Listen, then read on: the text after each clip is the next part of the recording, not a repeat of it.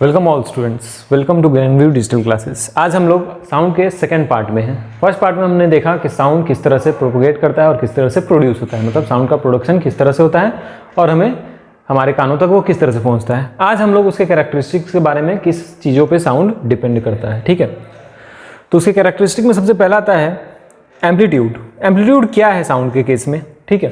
तो देखिए, in a sound wave the maximum displacement associated with the particles constitute a wave is called its amplitude। ये इससे समझ में नहीं आया होगा, उसको अब एक्सप्लेन करते हैं कि कह रहा है कि साउंड वेव में the maximum displacement associated with the particles, maximum displacement जो किसी पार्टिकल के द्वारा अटेन होता है। एक पार्टिकल ए है, ये कितने दूरी तक जाता है, ठीक है, तो ये होता है, ये दर्शाता है हमें एम्पलीट्यूड। तो वो हम लोग देखेंगे कैसे। तो यहाँ पे देखिए कि जितना ऊंचा यहाँ पे ये बनेगा ग्राफ, यहाँ पे देख रहे हैं, इस ग्राफ से इसकी दूरी, जो ग्राफ है इसको कह देते हैं हम लोग मीन पोजीशन, ठीक है। ये मीन पोजीशन से जितना ऊंचा इसका पीक बनेगा, इसको हम लोग बोलते हैं पीक, ठीक है। तो इस मीन से जितना ऊंचा पीक बनेगा उतना ज़्यादा उसका एम्पलीट्यूड होगा, ठीक है। It is represented by A और SI unit is metre. Represent किसको करता है? ए को, ठीक है। तो यहाँ पे देखिए इस ग्राफ में इस पर्टिकुलर पीक के बनने का मतलब क्या है कि अगर पीक ज़्यादा ऊंचा जा रहा है, ठीक है, पीक ज़्यादा ऊंचा जा रहा है मतलब आवाज़ उतना ही तेज होगा, आवाज़ इतना ही लाउडर होगा, ठीक है। और ये मीन पोजीशन से पीक जितना छोटा बन रहा है आवाज़ उतना ही धीमा होगा, ठीक है। हायर पिच और लोअर पिच, ठीक है। यहाँ पे देखिए मीन पोजीशन से क्या हो रहा है, एम्पलीट्यूड कम है तो ये क्वाइटर है, और यहाँ से एम्पलीट्यूड इसका ज़्यादा है तो ये हो गया लाउडर। क्लियर है। अब देखिए दूसरा, यहाँ इन केस यहाँ पे एम्पलीट्यूड, यहाँ पे क्या है, यहाँ पे भी जो वेव है हमारा, वेव क्या है, काफी लंबे समय तक आगे गया है, मतलब इसका पिच क्या होगा, पिच इसका लो होगा। और वही अगर कंप्रेशन और रेयर फ्रैक्शन का जो पोर्शन है, जब हम लोग वेव बना रहे थे तो एयर पार्टिकल से क्या कर रहे थे, कुछ जगह कंप्रेशन बन रहा था और कुछ जगह रेयर फ्रैक्शन, ठीक है। तो जहाँ पे ज़्यादा पार्टिकल डेंस हो रहा है उसको हम लोग कंप्रेशन कह रहे थे, और जहाँ पे पार्टिकल्स कम हो रहा था उसको हम लोग रेयर फ्रैक्शन कर रहे थे। तो जहाँ पे रेयर फ्रैक्शन का पार्ट है, रेयर फ्रैक्शन या कंप्रेशन, ठीक है, तो ये कंप्रेशन वाला पार्ट कितना लंबा खींच रहा है, मतलब कितने ज़्यादा पार्टिकल्स में ये एयर पार्टिकल्स प्रेजेंट है, कितने ज़्यादा दूरी में। तो यहाँ पे वही दर्शा रहा है कि ये इतना बड़ा पार्ट क्या हो रहा है, कंप्रेशन का, फिर ये इतना बड़ा पार्ट रेयर फ्रैक्शन का। तो ये जो लेंथ है ये क्या डिनोट करेगा, ये पिच को डिनोट करता है कि मतलब अगर ये लंबाई ज़्यादा हो रहा है तो ये पिच इसका ज़्यादा है। लंबाई ज़्यादा होगा मतलब एम्पलीट्यूड घट जाएगा, एम्पलीट्यूड घटेगा मतलब पिच भी क्या होगा, लोअर होगा। और वही चीज़ कंप्रेशन और रेयर फ्रैक्शन में एम्पलीट्यूड जब इसका बढ़ जाएगा, ठीक है, रिस्पेक्ट टू, यहाँ पे देख रहे हैं एम्पलीट्यूड इसका जैसे ही ज़्यादा होगा तो इसका पिच भी क्या होगा, हाइयर हो जाएगा, बढ़ जाएगा, ठीक है। यहाँ पे देखिए दे रखा हुआ है, इस पोर्शन को, जो टॉप वाला ये पोजीशन, इसको हम लोग कहते हैं क्रेस्ट। जो मीन पोजीशन से ऊपर पीक बनता है, मीन पोजीशन से ऊपर जो पीक बनता है उसको हम लोग कहते हैं क्रेस्ट, और मीन पोजीशन के नीचे जो पीक बनता है इसको हम लोग कहते हैं ट्रफ, ठीक है। तो यहाँ पे देखिए ये नीचे वाला हो गया ट्रफ, ये ऊपर वाला हो गया क्रेस्ट, ये हो गया एलिवेशन। तो एम्पलीट्यूड क्या है कि ये क्रेस्ट या ये ट्रफ कितना बड़ा है, तो ये क्रेस्ट मीन पोजीशन से कितना दूर बन रहा है वही उसका एम्पलीट्यूड है। क्लियर, समझ लीजिए। अब नेक्स्ट हम लोग बात करेंगे दूसरे चीज की, वेवलेंथ की। तो वेवलेंथ क्या है वो हम लोग आगे देखेंगे। यहाँ पे दे रखा हुआ है वेवलेंथ कि एक वेव का लेंथ, एक वेव जैसे हम लोग बताए थे कि एक्सट्रीम टू एक्सट्रीम या मीन टू मीन, जो एक ऑक्सीलेशन या एक वाइब्रेशन हमारा था, तो यहाँ से इस मीन पोजीशन से शुरू किया, क्रेस्ट बनाया, फिर ये ट्रफ बनाया और फिर इस मीन पोजीशन पे आ गया। मतलब मीन पोजीशन से एक एक्सट्रीम और फिर दूसरे एक्सट्रीम और फिर अपने मीन पोजीशन पे आना, इसको हम लोग कहते हैं वन वेव लेंथ। मतलब एक वेव की लंबाई, एक वेव का ये लेंथ हुआ, क्लियर है। तो अभी हम लोग एम्पलीट्यूड की बात कर रहे थे, एम्पलीट्यूड सबको समझ में आ गया होगा, जो उस पर्टिकुलर वेव बन रहा है उस वेव का क्या क्रेस्ट और क्या ट्रफ का हाइट है वो होता है उसका एम्पलीट्यूड, ठीक है। सेकंड है हमारा फ्रीक्वेंसी। फ्रीक्वेंसी क्या डिनोट करेगा? Frequency the number of vibrations and oscillations completed by an object in 1 second is frequency of the sound, कि 1 सेकेंड में वो ऑब्जेक्ट कितनी बार वाइब्रेट कर रहा है, ठीक है। यहां टाइम से रिलेशन है, फ्रीक्वेंसी का किससे रिलेशन है? टाइम से। टाइम से कैसे है कि 1 सेकेंड में, 1 सेकेंड में कितना ऑक्सीलेशन, मान लीजिए कि 10 ऑक्सीलेशन है, ठीक है, 10 ऑक्सीलेशंस कर रहा है, तो यहां पे क्या हो जाएगा इसका फ्रीक्वेंसी? v बराबर, यहां पे फ्रीक्वेंसी बराबर number of oscillation bye total time, ठीक है। फ्रीक्वेंसी हम लोग कैसे निकालते हैं? नंबर ऑफ ऑक्सीलेशंस, कि 1 सेकेंड में वो कितना ऑक्सीलेशन कर रहा है, ठीक है। यहां पे फॉर्मूला अलग है कि टोटल ऑक्सीलेशन कितना है बाय टोटल टाइम कितना है, तो उसे हम लोग को निकल जाएगा। तो यहां पे अगर मान लीजिए कि टोटल ऑक्सीलेशन है 10, तो v बराबर क्या लिख देंगे हम लोग? Total oscillation 10 by total time taken, total time taken कितना है? 1 सेकेंड, यानी कि 10 हर्ट्ज इसका क्या हो जाएगा? फ्रीक्वेंसी हो जाएगा, ठीक है। Number of oscillations by total time taken, 10 oscillation 1 second, तो यहां पे frequency is expressed by hertz, it is represented by hz, ये उसका क्या है? यूनिट है हर्ट्ज, hz से इसको डिनोट करते हैं, h और z छोटा सा। तो अब देखिए यहाँ पे फ्रीक्वेंसी है क्या कि 1 सेकेंड में ये जो ऑक्सीलेशन बन रहा है ये कितना ऑक्सीलेशन बना। मान लीजिए कि यहां से यहां तक ट्रेवल करने में इसको 1 सेकेंड या 2 सेकेंड लग गया, ठीक है। मान लीजिए कि 2 सेकेंड लग रहा है, तो यहां से यहां तक में कितना क्रेस्ट और कितना ट्रफ बना, इसको हम लोग मीन पोजीशन मान लेते हैं, ये हो गया मीन पोजीशन। अब यहाँ पे देखिए कि एक यहां से शुरू हुआ, फिर यहां से आया, फिर यहां से आया, मतलब ये हुआ एक ऑक्सीलेशन, फिर यहां से शुरू किया, यहां पे आया, यहां पे खत्म हो गया, ये हो गया दूसरा ऑक्सीलेशन, फिर यहां से शुरू किया, यहां पे आया और यहां पे खत्म, मतलब 3 ऑक्सीलेशंस कर रहा है यहाँ पे, 1, 2 एंड 3। कितने सेकंड में? टोटल टाइम इसको कितना लगा? 2 सेकंड मान लिए हुए हम लोग, ठीक है, 2 सेकंड। तो अब हमें निकालना है अगर फ्रीक्वेंसी, तो कैसे निकालेंगे? नंबर ऑफ ऑक्सीलेशंस कितना है? v बराबर number of oscillations 3 by total time taken 2, तो 3/2 हर्ट्ज यहाँ पे हमारा हो जाएगा। तो फ्रीक्वेंसी इसे ही कहते हैं, फ्रीक्वेंसी मतलब एक पर्टिकुलर टाइम में, यानी कि number of oscillations by total time, total time में वो कितना ऑक्सीलेशन कर रहा है, एक पर्टिकुलर टाइम में वो कितना ऑक्सीलेशंस कर रहा है। क्लियर है? फ्रीक्वेंसी क्या बताएगा हमें?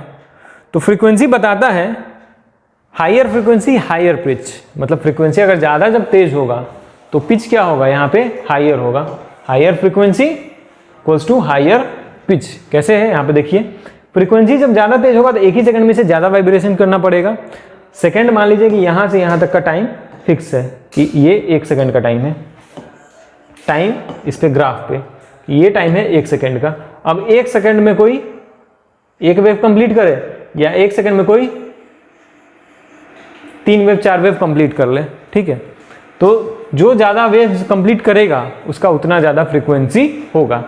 तो फ्रीक्वेंसी ज्यादा होने का मतलब है हायर पिच, पिच भी क्या होगा? ज्यादा होगा, ठीक है। यहां तक क्लियर है आप सभी को? एम्पलीट्यूड और फ्रीक्वेंसी। तो अब यहां पे देखिए, a frequency of 20 hertz is 20 ऑक्सीलेशंस पर सेकंड। बताया भी हमने कि 20 हर्ट्ज का मतलब क्या है? 20 ऑक्सीलेशंस पर सेकंड, 1 सेकंड में वो 20 बार ऑक्सीलेट या वाइब्रेट कर चुका है, ठीक है। इफ एन ऑब्जेक्ट ऑक्सीलेट्स और vibrate 80 time in 1 second then its frequency will be 80 hertz, ठीक है। 1 सेकंड के अंदर अगर वो 80 बार वाइब्रेट कर रहा है, 80 बार ऑक्सीलेट कर रहा है, तो उसकी फ्रीक्वेंसी क्या होगी? 80 हर्ट्ज, ठीक है। इस तरह से हम लोग फ्रीक्वेंसी को निकालते हैं। और फ्रीक्वेंसी डायरेक्ट इंपैक्ट किस पे डालता है? पिच पे, ठीक है। पिच क्या होगा, कितना मोटा आवाज होगा या कितना पतला आवाज होगा, वो फ्रीक्वेंसी ही बताता है। तो अब हम लोग नेक्स्ट अपने चलते हैं टाइम पीरियड पे। नेक्स्ट हमारा टॉपिक है टाइम पीरियड। टाइम पीरियड कहते किसे हैं? तो फ्रीक्वेंसी से ही उल्टा है, फ्रीक्वेंसी से अलग है थोड़ा, फ्रीक्वेंसी के साथ इसको कंफ्यूज मत होइएगा। टाइम पीरियड है time taken by the object और the particles of the medium for completing one oscillation और vibration is called the time period. यहां पे उस पर्टिकुलर ऑक्सीलेशन को हम काउंट करना है कि वो कितने टाइम पीरियड में कंप्लीट हो रहा है। मतलब कि यहां पे जो वेव दे रखा हुआ है, ये जो वेव है, ठीक है, मान लीजिए कि ये वेव कितना ऑक्सीलेशन कंप्लीट कर रहा है, यहां से यहां पे आया, यहां पे आया, ये कंप्लीट, ये हुआ एक ऑक्सीलेशन, ठीक है। तो ये एक ऑक्सीलेशन करने में या एक वाइब्रेशन करने में जो समय ले रहा है उसको हम लोग कहेंगे टाइम पीरियड, और एक सेकंड में जितनी बार ऑक्सीलेट कर रहा है उसे हम कहेंगे फ्रीक्वेंसी। तो इस चीज में कभी कंफ्यूज मत करिएगा, इस चीज को हमेशा ध्यान में रखिएगा, ठीक है। कंप्लीटिंग वन ऑक्सीलेशन और vibration is called the time period. It is represented bye T, SI unit is second. Time period का टाइम से टी से डिनोट करते हैं और एसआई यूनिट इसका सेकंड है, ठीक है। यहाँ पे देखिए हमने बताया था यहाँ वेवलेंथ के बारे में। नेक्स्ट है हमारा time period equals to time number of oscillation और वाइब्रेशन। टाइम पीरियड हम लोग कैसे निकालते हैं? तो टाइम पीरियड हम लोग निकालेंगे, time period equals to time by number of oscillations, ठीक है। टाइम कितना समय में कितना नंबर ऑफ ऑक्सीलेशन, यानी कि हम लोग को यहाँ पे निकालना क्या है कि एक ऑक्सीलेशन करने में कितना समय ले रहा है वो। फ्रीक्वेंसी में हम लोग क्या निकाल रहे थे कि एक सेकंड में वो कितनी बार वाइब्रेट कर रहा है। यहाँ पे हम लोग निकाल रहे हैं कि एक वाइब्रेट करने में वो कितना समय ले रहा है, ठीक है। उस समय हम लोग समय को कांस्टेंट करके वाइब्रेशन निकाले थे, अब हम वाइब्रेशन को कांस्टेंट करके समय निकालेंगे, ठीक है। तो इसे कहते हैं टाइम पीरियड। यहाँ तक क्लियर हो गया वैसा आप सभी का, ठीक है। अब कुछ इंपॉर्टेंट चीजें हैं उसको देख लीजिए एक बार, फिर से रिकॉल कीजिए। एम्पलीट्यूड किसे कह रहे थे कि एम्पलीट्यूड था हमारा जो ये मीन पोजीशन है, इससे इस क्रेस्ट की दूरी क्या है या इस ट्रफ की दूरी क्या हो रही है। जो दूरी क्रेस्ट की होगी, जितना बड़ा क्रेस्ट बनेगा उतना ही बड़ा ट्रफ बनेगा, मतलब जो इतना दूरी क्रेस्ट का होगा उतना ही दूरी ट्रफ का होगा, तभी एक वेव पैटर्न क्रिएट होगा, ठीक है। सेकेंड हम लोग देखा था वेवलेंथ क्या है, तो एक वेव की लंबाई, एक वेव की लंबाई, वेव को हम लोग यहां से काउंट करें या यहां से काउंट करें, ठीक है। Position A, position A dash. तो चलिए देखते हैं कि पोजीशन ए और पोजीशन ए डैश से वेवलेंथ क्या होता है। पोजीशन ए हमारा यहाँ मीन पोजीशन से शुरू हुआ, एक्सट्रीम पे गया, फिर मीन पोजीशन पे आया, फिर एक्सट्रीम पे गया और फिर यहाँ पे खत्म हो गया। तो ये हमारा हो गया ए टू बी एक वेवलेंथ, ठीक है। अब हम ए डैश से अगर शुरू करेंगे तो यहाँ पे ही खत्म होना पड़ेगा। यहाँ पे मीन पोजीशन से शुरू किए थे, खत्म कहाँ हुआ? मीन पोजीशन पे। अब यहाँ अगर एक्सट्रीम से शुरू कर रहे हैं तो फिर यहाँ पे टच करेगा सेकंड स्ट्रीम और फिर यहाँ मीन पोजीशन पे नहीं खत्म होगा, कहाँ जाएगा वो? अपने एक्सट्रीम पे। मतलब ये हो गया इसका एक वेव लेंथ, ठीक है। क्रेस्ट टू क्रेस्ट या ट्रफ टू ट्रफ अगर हम दूरी नाप लें तो भी हमें एक वेव लेंथ पता चल जाता है। या यहाँ पे देखें मीन पोजीशन से, ठीक है, मीन पोजीशन से हम एक मार्क से दूसरे मार्क तक बीच में एक छोड़ के नाप लें तो भी हमें वेवलेंथ पता चल जाएगा, ठीक है। वेवलेंथ यानी कि वेव की लंबाई। तो वेवलेंथ हम क्रेस्ट टू क्रेस्ट नाप सकते हैं या ट्रफ टू ट्रफ भी नाप सकते हैं। उसके बाद हमारा आया था फ्रीक्वेंसी। फ्रीक्वेंसी में हम लोगों ने कैलकुलेट किया था कि एक सेकंड में वो ऑक्सीलेशन या वाइब्रेशन कितनी बार कर रहा है। और अभी हमारा आया है टाइम पीरियड। टाइम पीरियड कहने का मतलब है कि एक वेव को कंप्लीट होने में कितना समय लग रहा है, ठीक है। अब देखिए यहाँ पे देखा हुआ है लाउडनेस एंड पिच। लाउडनेस और पिच किस पे डिपेंड करेगा? Loudness of a sound, loudness किसे कहते हैं? तो आवाज जो तेज होता है वो। और पिच किसे कहते हैं? तो आवाज जो मोटा या पतला होता है, स्ट्रिलिंग साउंड जो होता है उसे कहते हैं पिच। उस पर डिपेंड। लाउडनेस यानी कि तेज और धीमा, ठीक है। तो loudness depend on the amplitude of the sound wave. जो आवाज तेज होगा या धीमा होगा, ये किस पे डिपेंड करेगा? Amplitude of the sound wave. If the amplitude of the sound wave is large then the sound is said to be loud. अगर वो एम्पलीट्यूड लाउड हुआ, यानी कि एम्पलीट्यूड अगर वो बड़ा हुआ, तो यहाँ पे जो वेव में देखिए, यहाँ वेव में अगर ये एम्पलीट्यूड बड़ा हुआ, ये जो है एम्पलीट्यूड, ये अगर ज़्यादा बड़ा हुआ तो साउंड क्या होगा? लाउडर। और अगर ये एम्पलीट्यूड छोटा हुआ तो ये होगा क्वाइटर। एम्पलीट्यूड हमने बताया था मीन टू एक्सट्रीम का जो दूरी होता है, क्लियर है। It is directly proportional to the square of the amplitude of the vibration, ठीक है। लाउडनेस क्या है? Directly proportional to the square of the amplitude of the vibration. मतलब एम्पलीट्यूड ऑफ वाइब्रेशन, इस वाइब्रेशन का जो एम्पलीट्यूड होगा इसके डायरेक्टली प्रोपोर्शनल होगा किस में? स्क्वायर में। मतलब एम्पलीट्यूड एक बार बढ़ेगा तो ये उसके स्क्वायर टाइम्स बढ़ेगा, 2 बार बढ़ेगा तो ये 4 टाइम्स बढ़ेगा लाउडनेस, ठीक है। 3 टाइम बढ़ेगा तो 3 का स्क्वायर 9 टाइम्स ये बढ़ जाएगा। उस प्रोपोर्शन में ये रिलेटेड होता है। It is expressed in decibel. ये एक्सप्रेस किस में होता है? डीबी में। लाउडनेस या कितना आवाज तेज है या कितना धीमा है, ये हम लोग डेसिबल में नापते हैं। तो साउंड से above 80 decibel becomes noise to human ears. Human ear का कैपेसिटी है कि डेसिबल साउंड जितना कम से कम हो उतना उसको अच्छा है। ऐसा नहीं कि सुनाई ही ना दे, 5-7 डेसिबल का भी नहीं, 20 से 30 डेसिबल का ह्यूमन ऑडिबल के लिए काफ़ी अच्छा है, उतना सुना है। और 80 डेसिबल से जब ऊपर जाएगा तो वो नॉइज हो जाता है, उसमें कुछ समझ में नहीं आता है, ठीक है। तो जनरली हम लोग कितने डेसिबल में सुनने की कोशिश करते हैं, 30, 40, 50, इतना तक हम लोग कन्वीनियंट है, उतना सुने तो काफ़ी अच्छा है, ठीक है। अब देखते हैं हम लोग pitch of a sound. Pitch किसे कहते हैं?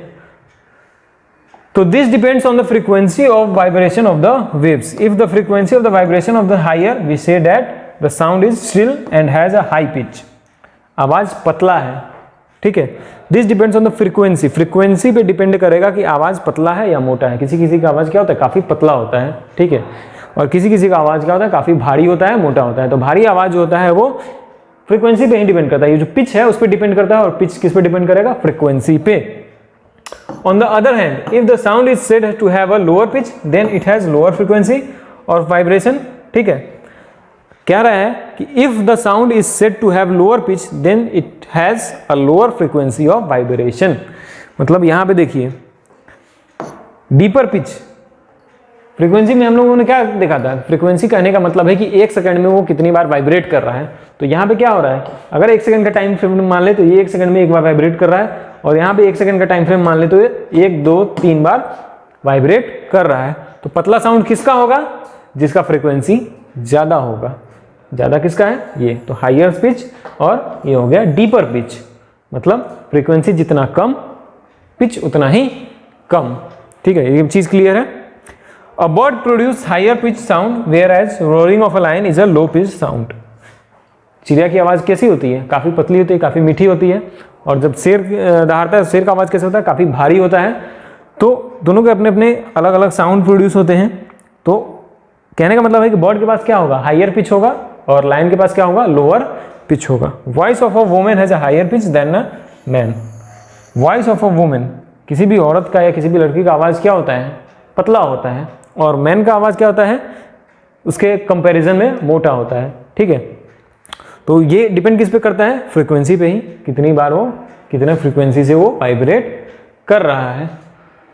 तो यहाँ तक आप लोगों को समझ में आ गया होगा, कैरेक्टरिस्टिक्स थे ये सब हमारे टॉपिक्स साउंड को बताते हैं कि साउंड कितना तेज होगा या कितना धीमा होगा या कितना पतला होगा या कितना मोटा होगा। अब इसके बाद हम लोग आगे जो वीडियो होगा उसमें कंटिन्यू करेंगे कि हम लोग साउंड सुनते कैसे हैं, ह्यूमन ईयर वर्क कैसे करता है, फंक्शन कैसे करता है, ठीक है। तब तक आप लोग इन सारे टॉपिक्स को क्लियर कीजिए, रिवाइज कीजिए, और अपने घर बैठे अपनी तैयारी को कंटिन्यू रखिए।